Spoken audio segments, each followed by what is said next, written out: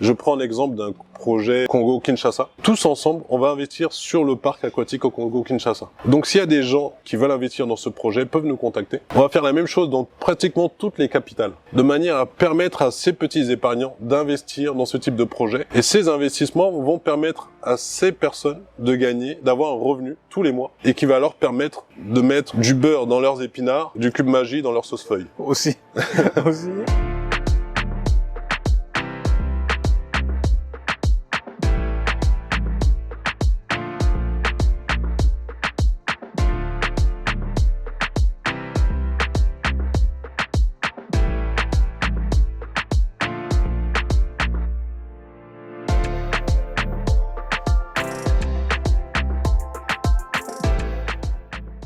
Donc là, j'ai voulu qu'on vienne ici, puisque c'est le 3e ou le 4e site, le Sunset à Bata? Le Sunset, c'est le 3e. C'est le 3e site. Ouais, c'est le 3e qu'on est monté. C'est le 3e, et qui ne fait pas comme ça à la base. Hein. Oui, au début, c'était juste un restaurant. Le Sunset à Bata, c'est un lounge. Tout cet espace était gazonné, et il y avait des tables, des chaises au milieu du gazon, de la pelouse. C'était très apprécié des clients. Et après, quand on a commencé les parcs aquatiques, on s'est rendu compte qu'il y avait un besoin. Et donc, on s'est dit, bon, bah, pourquoi pas transformer le Sunset en mini-parc aquatique.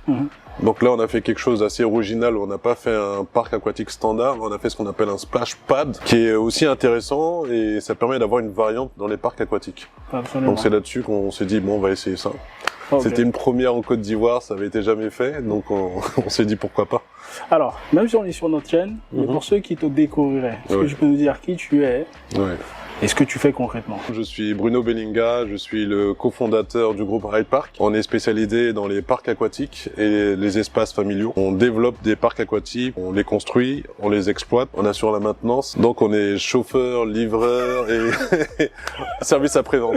Grave, et j'ai pu m'en rendre compte puisque moi ça fait pas très longtemps non plus que j'ai rejoint le groupe. Les gens avaient cette idée de monter des parcs aquatiques potentiellement de proximité, mais ils n'ont jamais franchi le pas. Et là, chaque personne avec qui j'échange, c'est Eureka. Donc toi, qui as parcouru quasiment le monde, comment tu as fait pour franchir le pas, très concrètement? Puisque beaucoup ont eu l'idée. J'ai eu des personnes au téléphone qui me disent depuis 1980, j'ai l'idée. Je pense qu'on est nombreux, Africains, jeunes Africains, à avoir des idées de business. Énormément à avoir des idées de business, mais on a la peur, on a cette crainte de se lancer dans le business, quelle que soit l'activité. Et donc ça reste toujours une idée, ça reste toujours en mode projet. On franchit pas le pas. Donc ceux qui avaient des projets de parc aquatique depuis 10 ans, depuis 15 ans, je le conçois. Mais la raison pour laquelle ils se sont pas lancés, c'est parce qu'il y avait des contraintes financières. Bien sûr. Et aussi cette peur de passer le cap, passer à un autre niveau, quitter le salariat pour rentrer dans l'entrepreneuriat. Et les Africains, c'est jusqu'à présent, c'était pas trop dans notre mentalité. Et le fait que nous, au niveau du groupe Hyde Park, on soit beaucoup plus visible à travers les médias, les réseaux sociaux, et que les gens se disent, mais écoute, si lui là-bas, il a réussi à faire ça, pourquoi pas moi? Donc ils se disent, le projet que je voulais lancer depuis 10 ans, il y en a un qui a réussi à le réaliser, ça veut dire que moi aussi je peux le réaliser. Et vu qu'aujourd'hui on a la compétence, on a la connaissance en Afrique, je vais m'appuyer sur cette équipe pour pouvoir réaliser aussi mon projet. Et c'est pas seulement dans ce secteur d'activité. Là on parle des parcs aquatiques, mais je suis persuadé qu'il y a énormément de domaines dans lesquels il y a un flux d'énergie, mais hallucinant. Et ce qui se passe, c'est que ça reste toujours à l'état de projet. Et j'incite vraiment les gens qui nous regardent, qui ont des projets, à se lancer dans leurs projets, à se lancer, à passer du rêve à la réalité. Clair, c'est clair, c'est clair. Ce qui est intéressant aussi sur spécifiquement nous, ce que l'on fait avec Hyde Park, quand on parle de rentabilité, ou même sur les critères potentiellement sur lesquels nous on s'appuie pour pouvoir se lancer. Toi, tu utilises beaucoup cette comparaison, l'immobilier, parce que c'est quasiment la même chose. Mais c'est beaucoup plus intéressant de se lancer sur ce type d'activité-là. Et moi, de ce que j'ai vu, il y a un critère particulier, c'est le fait qu'il y a quasiment rien en termes d'offres pour les enfants, quoi, et la cible, quoi. Donc, est-ce que tu peux développer cette partie-là? C'est un secteur qui avait été abandonné. C'est le parent pauvre de l'industrie en Afrique. Tout ce qui est le secteur des loisirs, des aires de jeu pour les enfants, ça a toujours été abandonné. Il y a une énorme demande, de plus en plus. Il n'y a pas assez d'acteurs dans ce domaine et il n'y a pas assez d'acteurs de qualité. Parce qu'on a un public aujourd'hui qui est très demandeur de services, mais de qualité. Quand ils voyagent, quand ils vont en Turquie, quand ils vont en Europe, quand ils vont aux États-Unis, quand ils voient des services de loisirs de qualité, quand ils rentrent chez eux, quand ils reviennent au pays, ils se disent, mais mince, pourquoi on n'a pas la même chose? Pourquoi on n'a pas la même chose? Et ce qu'ils voient ne correspond pas à leurs besoins. Ouais. Ils veulent beaucoup plus en termes de services, en termes d'approche, en termes de sécurité des enfants, ils veulent un maximum. Les critères qu'il faut mettre en avant pour se lancer dans ce secteur d'activité, c'est regarder les quartiers ou les zones dans lesquelles il y a cette cible, cette classe moyenne. Très souvent, quand on est du pays, on connaît cette cible, on connaît les quartiers, on sait très bien quel quartier il faut cibler. Donc, identifiez déjà les quartiers, faites un constat, regardez déjà l'existant, et en quoi l'existant est défaillant. Qu'est-ce qu'on peut apporter de plus pour améliorer l'existant? Donc, regardez ça, faites la réflexion. Et dernièrement, comment vous pouvez innover dans ce secteur d'activité? Qu'est-ce que vous pouvez apporter de plus? Et en plus du matériel, il y a votre personnalité qui est importante. C'est-à-dire que très souvent, ce type de projet a l'image de l'initiateur du projet. Ce qu'il aime, il va essayer de le définir dans son projet, ce qu'il apprécie, l'accueil, la décoration, l'espace vert. C'est toujours, un projet est toujours à l'image de son concepteur. Et c'est ça aussi la différence que vous pouvez apporter sur le marché, sur le game. Si je prends par exemple une femme qui adore la décoration, qui adore tout ce qui est design, lorsqu'elle va dérouler son projet, on va avoir une touche décoration qui sera un cran, 2 crans supérieur à la moyenne. Donc, gardez ça en tête. Donc, regardez les quartiers, faites un constat et apportez votre propre touche personnelle. C'est ça qui va définir votre business, c'est ça qui va définir votre entité. Sur le Sunset aussi, on est au Sunset à Bata. La particularité de celui-ci par rapport à tes autres parcs, il en a plusieurs, mais on va dire c'est la dimension, la superficie. Là, on est sur quelle superficie? 700 mètres carrés. 700 mètres carrés. Et pour avoir échangé, parce que tu me l'as aussi dit, on peut être sur une dimension un peu inférieure et on peut quand même installer ce type d'infrastructure. Donc le minimum que vous demandez, c'est quoi concrètement chez Hyde Park pour pouvoir mettre ce type d'installation, puisqu'il y a plusieurs bâtiments en plus. Est-ce que tu peux nous décrire tout cela, s'il te plaît? Bon, ça dépend du projet. Encore une fois, si on part sur un projet de parc aquatique standard, c'est-à-dire ce qu'on appelle nous les splash parks, là, le minimum qu'on demande, c'est 10 000 mètres carrés. Mais dans ce cas de figure, avec le Sunset à Bata, ce qu'on a fait sur les 700 mètres carrés, on pouvait pas faire. Initialement, on pouvait pas faire un parc aquatique standard. Le terrain, là, au milieu, on n'avait pas assez d'espace pour faire le bassin. Donc, on s'est dit, on va prendre 150 mètres carrés, c'est à peu près ce qu'on a utilisé ici, pour faire cette plateforme. Donc là, on est sur à peu près 150 mètres carrés de splash pad. Sur ce projet-là, le focus, initialement, c'était le restaurant. Sur les autres sites, le focus, c'est plutôt le bassin, le parc aquatique. Ici, l'idée, c'était de faire un restaurant familial. C'est-à-dire qu'un endroit où on peut aller dîner, on peut aller déjeuner en famille, et pendant que les parents sont en train de chiller, sont en train d'apprécier un bon plat, les enfants jouent tout autour, et toujours en sécurité. Contrairement au splash park, le focus est sur le bassin et la piscine. On vient d'abord pour le bassin et la piscine, mais ici, on vient d'abord pour le restaurant. C'est juste ça, la magie. Parce que nous tous, parents, qui avons des enfants en bas âge, on sait que quand ils ont faim, il n'y a pas de souci, ils vont rester à table. Dès qu'ils ont fini, ils ont plus faim, ils veulent courir partout. On peut pas les contenir. C'est impossible. Et la preuve, la dernière fois qu'on était ici avec, on va dire, des clients, ils avaient leurs enfants qui étaient là. Non, mais t'es très content. Ok, allez jouer. On continue à jouer, on continue à manger. C'est exactement ça l'idée, c'est de pouvoir aller dans un restaurant en famille et à un moment donné, pouvoir dire aux enfants, allez jouer. Ça là. Ça n'a pas de prix. Ça n'a pas de prix. En tant que parent, et je pense que les parents qui nous écoutent comprennent ce qu'on veut dire. Absolument. Ça n'a pas de prix. Quand les enfants finissent de manger, dites-leur simplement, allez jouer. Et ça, vous pouvez pas le dire dans tous les restaurants, vous pouvez pas le faire dans tous les endroits. C'est clair. La plupart du temps, c'est reste là, reste tranquille.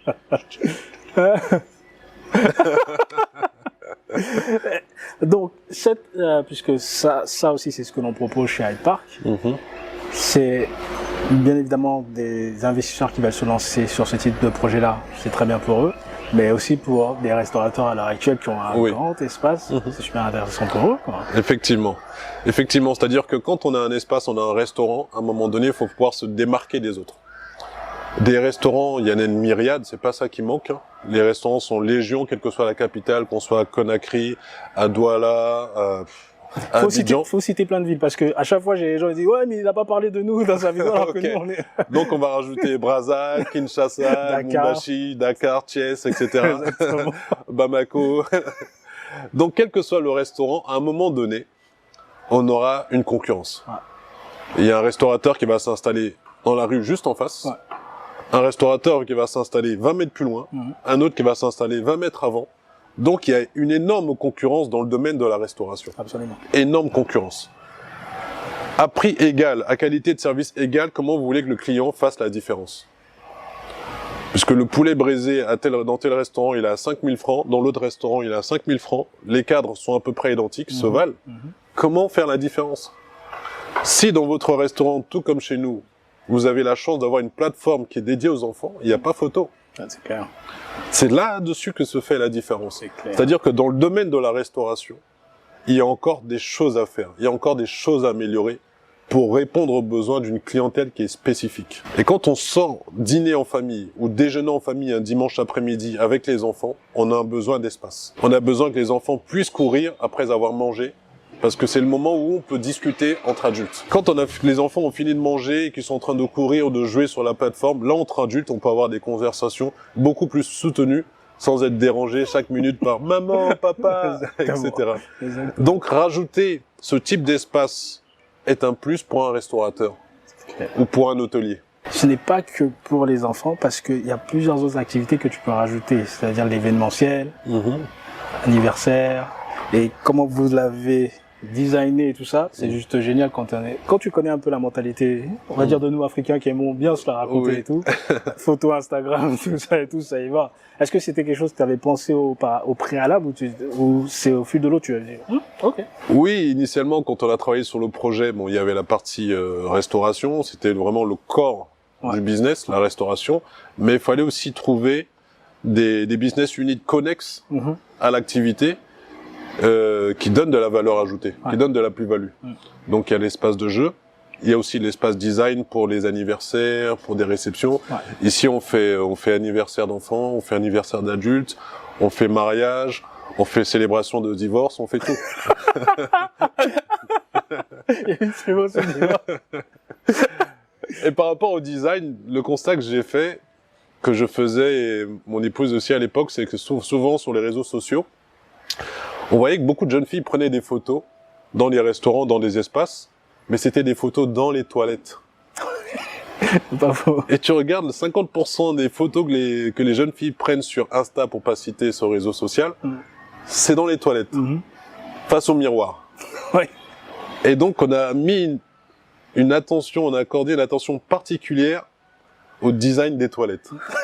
C'est-à-dire qu'on a investi dans les toilettes, sérieusement. On a vraiment investi dans les toilettes pour que quand les clientes aillent dedans, elles soient à l'aise pour faire leurs photos. Donc très souvent, on a des clientes qui passent 10 à 15 minutes dans les toilettes et c'est la queue devant les toilettes. C'est un autre business unit. C'est un autre business unit, mais ça fait partie de l'évolution des mentalités et des mœurs, j'ai envie de te dire. Il y a 20 ans, enfin moi, quand j'avais la vingtaine, il y a 3-4 ans, j'allais pas dans le restaurant pour faire des photos dans les toilettes. On n'avait pas, c'était pas ça, Écoute, l'esprit. T'avais un Nokia aussi, un Nokia banane, donc tu pouvais pas faire de photos. Donc, faut adapter son business avec les coutumes des jeunes et des clients. C'est clair. Donc ici présentement, qu'est-ce que nous avons exactement comme infrastructure sur le Sunset Abata? Sunset Abata, on a plusieurs pavillons. D'accord. Comme tu vois sur les côtés, qui permettent aux gens de réserver un pavillon, d'avoir un espace privé pour leur réception, ou juste pour dîner ou déjeuner en famille. Donc ils réservent un des pavillons. On a aussi un pool house qui est derrière nous. D'accord. On a un pool house qui donne sur le bar, qui est très grand, qui fait près de 170 mètres carrés. Donc assez spacieux pour y célébrer des anniversaires, dîner en famille ou entre amis. Et au-dessus, on a une très grande terrasse qui fait à peu près 200 mètres carrés et qui surplombe l'ensemble du site. Et de cette terrasse, on a une vue plongeante sur le pad, sur les pavillons. Et le soir, c'est juste magnifique. Parce que le soir, on a des lumières tamisées, on a des jeux de projecteurs qui changent de couleur. C'est vraiment magnifique le soir. Donc tu as réussi à mettre tout cela sur les 700 mètres carrés, oui. Et à minima, on peut être sur combien de mètres carrés si quelqu'un n'a pas ces 700 mètres carrés là? J'ai envie de dire, il n'y a pas de minimum pour ce type d'infrastructure. C'est-à-dire, si un restaurateur, il a son restaurant, il a peut-être une petite cour de 100, 120 mètres carrés, on s'adapte. Ok. On s'adapte parce que dans ça, il n'y a pas de standard. L'objectif, c'est d'améliorer le quotidien d'un restaurateur, dans ce cas de figure, qui veut vraiment apporter une valeur ajoutée ou une plus-value à son activité. Ouais. Si on a un client qui me dit, écoutez, Monsieur Belinga, nous, on a 300, 400 mètres carrés, qu'est-ce qu'on peut faire? On peut toujours s'adapter. Bien sûr. On peut toujours s'adapter. On travaille sur 300 mètres carrés, on travaille sur 400, sur 700, sur 800. On adapte le projet à la superficie que le client nous met à disposition. Ce qui est génial en plus, sans lésiner sur la qualité, parce que réellement, moi je voyage à chaque fois, je vais sur les différents sites de Hyde Park. Sans lésiner sur la qualité, l'investissement aussi est moins important que sur un parc aquatique. Oui. Oui. On est sur quoi ici? On est sur des investissements de l'ordre de 30, 40, 70, 80, 100 millions de francs CFA.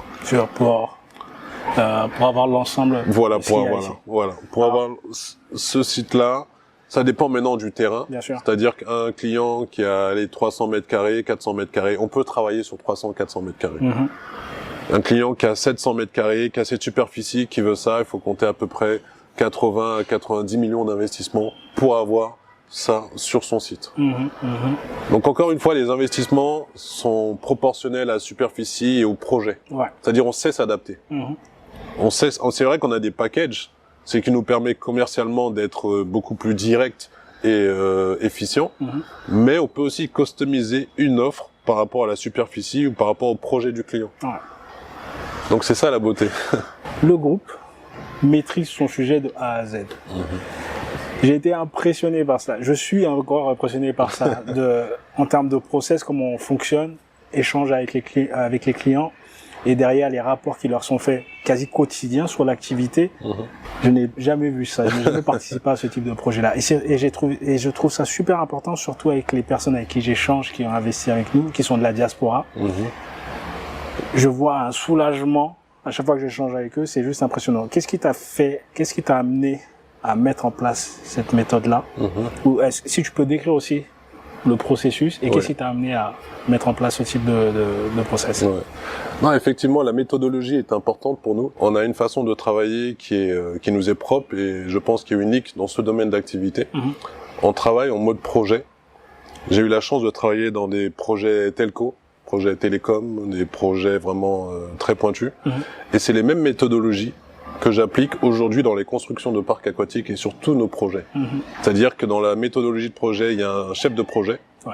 On applique de la gestion de projet, il y a un planning, un rétro-planning avec la date de démarrage, la date de fin. Il y a un suivi régulier, il y a un rapport hebdomadaire qui est envoyé au client.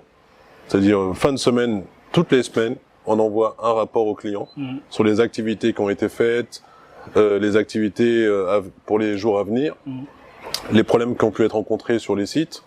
Et au quotidien, tous les jours, je dis bien tous les jours, le client reçoit une photo ou une vidéo de ce qui est en train d'être fait. C'est-à-dire qu'à distance, parce qu'on a beaucoup de clients qui ne résident pas en Afrique, quel que soit le pays dans lequel ils habitent, grâce à WhatsApp, tous les jours, je dis bien tous les jours, ils reçoivent des photos, des vidéos de la construction en cours. En plus de la gestion de projet, de la communication, des rapports. Et ça rassure les clients. Je sais pas dans quoi je m'embarquais quand je te dis vas-y, je te rejoins. Mais j'ai été très agréablement surpris de cela. Et aussi par les équipes de Hyde Park, parce que véritablement, il y a une chose que tu as dit, je pense, lors de notre deuxième vidéo, tu disais, ce projet-là, ça nous dépasse. Et littéralement, je vois que au-delà, on va dire, du gain financier, toutes les équipes qui sont impliquées sur ces projets-là, pour des clients extérieurs, sont impliquées à 2000%. C'est ça. C'est juste incroyable. Et on dit souvent, je vais paraphraser, les équipes ressemblent à la tête. C'est-à-dire que ce que la tête fait, ça va se ressentir dans les équipes. Toi et Laetitia, c'est une team. Et on se sent dans une famille avec plus de 200 personnes en fait avec qui tu bosses quasiment au quotidien. Comment vous réussissez à fédérer tout cela? Ça a été un travail de longue haleine, mais si tu veux, l'équipe qui construit les parcs, c'est une équipe à part qui est différente des équipes qui exploitent les parcs. Donc on a une team de construction. Et cette équipe, elle est pas motivée par moi, elle est motivée par les projets. Je t'assure, et ça, c'est hallucinant. C'est-à-dire qu'ils se donnent à fond, et ça, c'est les gens qui travaillent derrière le rideau. Ils font un travail formidable, il faut le noter, il faut le souligner. Les équipes de Hyde Park Concept font un travail phénoménal sur le terrain. Ils sont sur le terrain à partir de 6 heures du matin, des fois jusqu'à 22 heures le soir. Ils travaillent du lundi au dimanche parfois, à cause des contraintes qu'on peut avoir. Des fois, ils sont obligés de travailler pratiquement 6 jours sur 7. Et les gens sont boostés, sont motivés par rapport au projet. Ils veulent absolument réussir ces projets-là. Ce que j'ai inculqué à mes équipes, c'est l'amour des défis et l'amour des challenges. Quand on nous dit non, c'est pas possible, c'est là qu'on voit l'équipe de Hyde Park Concept. À chaque fois qu'on dit c'est pas possible, c'est là qu'on répond présent. Et j'ai l'habitude de leur dire, on est là parce que la défaite, on l'accepte pas, et l'abandon, c'est un mot qu'on connaît jamais. C'est ça qui nous guide. On sait pas perdre, on sait pas abandonner. On sait qu'aller de l'avant, atteindre nos objectifs et faire plaisir aux clients. Quelque chose qu'on apprécie, c'est quand on reçoit des retours de clients qui nous disent « mais j'ai jamais travaillé avec une équipe pareille, les rapports que vous me faites au quotidien, j'apprécie, de manière hebdomadaire, j'apprécie ça, les vidéos, les photos que vous m'envoyez tous les jours, ça me rassure ». Et quand on a ce genre de retour, ça nous pousse à aller de l'avant et ça nous confirme qu'on est dans la bonne direction, dans la méthodologie de travail. Le marché africain, malheureusement, il souffrait d'un manque de confiance. Et spécialement pour les gens de la diaspora. Je pense que tout le monde a déjà entendu parler d'une histoire où quelqu'un de l'étranger envoyait de l'argent à son cousin pour qu'il construise sa maison. Et quand son cousin s'est présenté, quand il est venu en vacances, au lieu de trouver une maison, il a trouvé une cabane. On est parti là-dessus, on s'est dit, il faut rassurer le client. Il faut rassurer le client au quotidien. Là, on parle d'un client de la diaspora, mais même un client localement, il n'a pas le temps de venir tous les jours sur le chantier puisqu'il a ses activités. Totalement. Il est au bureau, il a ses commerces, il a ses activités, il va venir sur le chantier peut-être à la fin de la semaine. Mais les autres jours de la semaine, il faut qu'il soit rassuré, il faut qu'il reçoive les photos, les vidéos, qu'on lui fasse des rapports. Donc c'est dans cet état d'esprit qu'on a appliqué la méthodologie de gestion de projet Telco à la construction des parcs aquatiques. Il y a Sun Tzu qui disait chaque bataille est déjà gagnée avant même d'avoir, entre guillemets, entamé. Parce que quand tu dis cela, ouais, on va s'adapter. En plus, il y a quelque chose que tu as dit lors d'une réunion, c'est il n'y a pas des problèmes, il y a juste des situations qu'on n'a jamais rencontrées.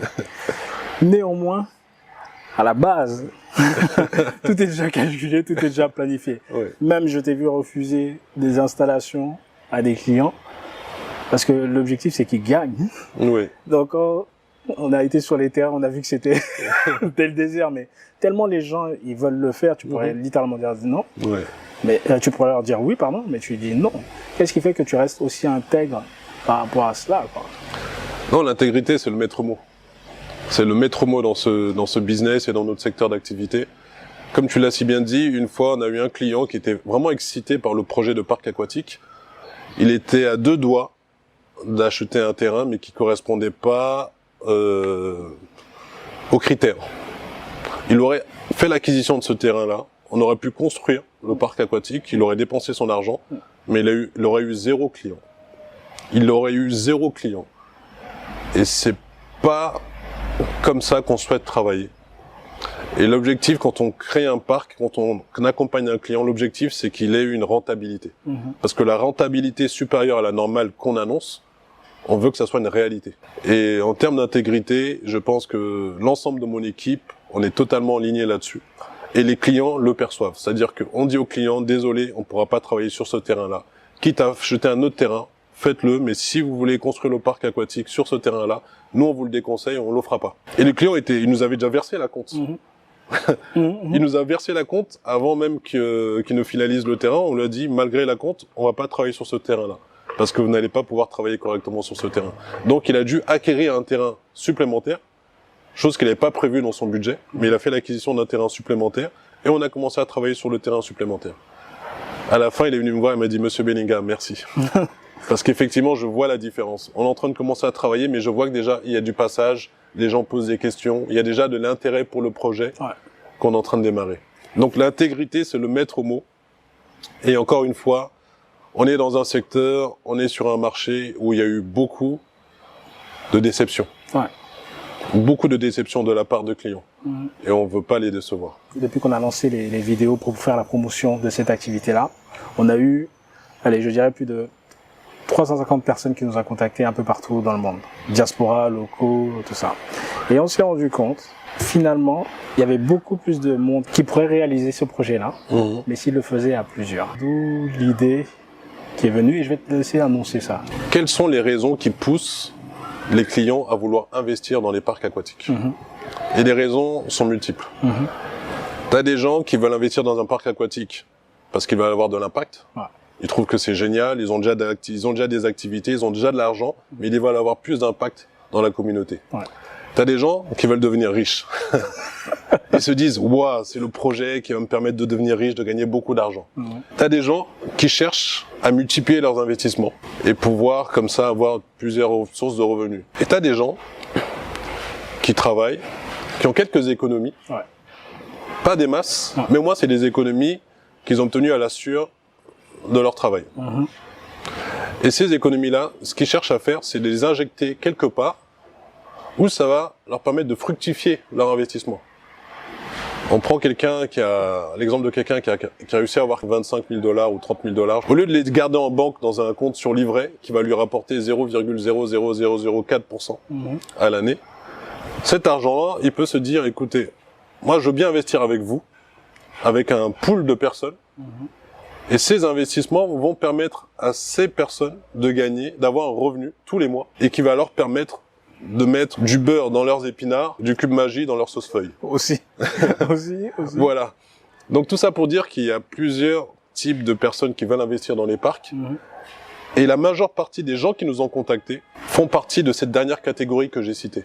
C'est-à-dire c'est des gens qui ont des épargnes, qui ont des économies et qui cherchent à investir pour pouvoir fructifier leur argent et gagner un certain montant par mois. Donc ce qu'on va faire, on va réussir à cristalliser et à fédérer toutes ces énergies et créer comme ça des pools d'investisseurs par projet. Je prends l'exemple d'un projet au Congo-Kinshasa, où dans lequel on va incorporer une petite dizaine d'investisseurs, on va les mettre ensemble, et tous ensemble, on va investir sur le parc aquatique au Congo-Kinshasa. Donc s'il y a des gens d'origine congolaise qui veulent investir dans ce projet, peuvent nous contacter. On va faire la même chose dans pratiquement toutes les capitales, de manière à permettre à ces petits épargnants d'investir dans ce type de projet, où je prends aussi une personne qui a la cinquantaine ou qui a la quarantaine, qui songe à sa retraite. Ce type d'investissement peut lui permettre d'assurer un revenu supplémentaire ou complémentaire à sa retraite. Et cette personne ou ces personnes vont s'appuyer sur le groupe Hyde Park, qui a la connaissance du business, qui a la connaissance du terrain, qui a déjà cette expérience et qui maîtrise son sujet. Absolument.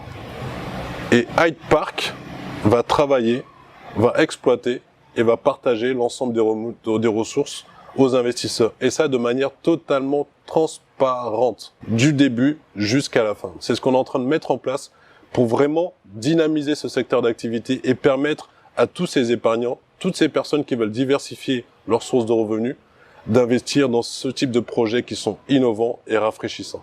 Tu m'étonnes. Nous avons un client qui aime dire c'est beau. C'est beau. Premièrement, tu l'as rappelé, mais je pense que le côté émotionnel joue beaucoup dans cela.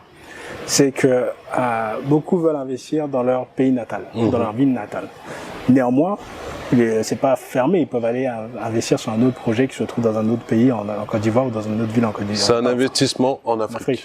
Voilà. C'est un investissement en Afrique. On peut être d'origine rwandaise et vouloir investir dans un projet qui se trouve au Sénégal. C'est un investissement. Maintenant, les revenus vont être envoyés, enfin ça, c'est des aspects techniques qu'on verra ultérieurement. Mais l'objectif, c'est d'investir dans un secteur et d'avoir une rente. C'est bon, non? Sounds good.